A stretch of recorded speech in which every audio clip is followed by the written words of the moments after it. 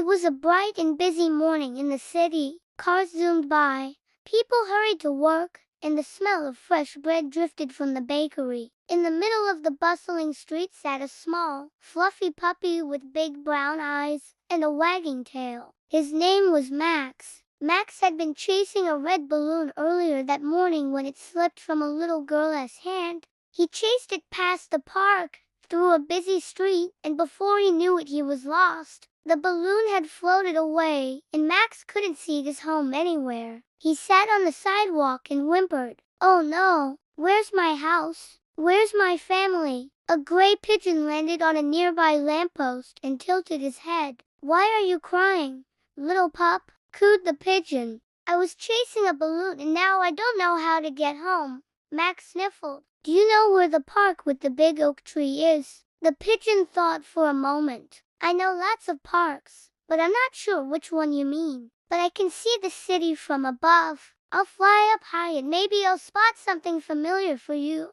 The pigeon flapped his wings and soared into the air. He circled above the tall buildings, scanning the streets below. After a moment, he came back down. "I saw a park in the distance, but it's too far for you to walk without help," he said. "Why don't you ask someone who knows the streets better than I do?" Max padded down the sidewalk until he saw a sleek, orange tabby cat lounging on a sunny doorstep. "Hello," Max said politely. "I'm lost. Do you know the park with the big oak tree?" The cat yawned lazily.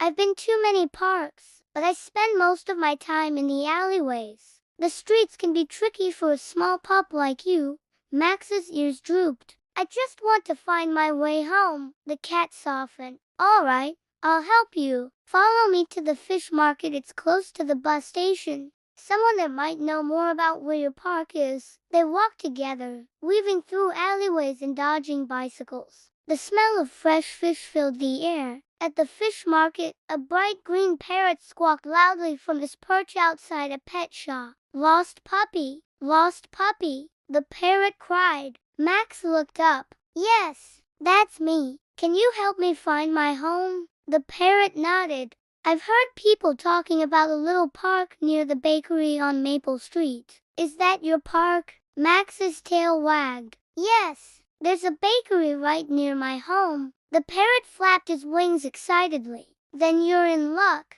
The bakery is not far from here, but you'll need to cross a big busy road. You'll need someone strong to guide you." The cat led Max to the edge of the market, where a police horse stood tall and proud. The horse's name was Captain. Well, Captain said kindly. "A lost little pup in the big city. Don't worry, we'll get you home safely." Captain bent his head low. "Hop up, and I'll carry you across the busy road." "It's too dangerous to cross alone." Max scrambled onto Captain's back. From up high, the city looked different. People seemed smaller, and he could see rooftops stretching into the distance. They reached the other side of the street, where Captain gently set Max down. In a small square just beyond the road, Max spotted a chattering squirrel darting between trees. "Hello, squirrel," Max called. "Do you know the way to Maple Street's bakery?" The squirrel twitched his tail. "Of course, I keep my acorns near there. But we have to be quick, the bakery closes soon." The squirrel led Max through a narrow pathway lined with flower stalls, then through a quiet lane. As they walked, Max suddenly lifted his nose and sniffed the air. The warm, sweet smell of freshly baked bread made his tail wag faster and faster. "That's it," Max barked happily. "That's my bakery. My house is just around the corner." He bounded ahead, the squirrel chasing after him. Max turned the final corner, and there it was, his little brick house with the red front door. On the porch sat the little girl he loved so much, tears in her eyes. "Max," she cried, running to scoop him up in her arms. "I was so worried about you." Max licked her cheek over and over. His tail wagged so hard it almost knocked over a flower pot. Before going inside, Max turned to thank his new friends. The pigeon cooed from the lamppost, the cat purred from the sunny step, the parrot squawked cheerfully,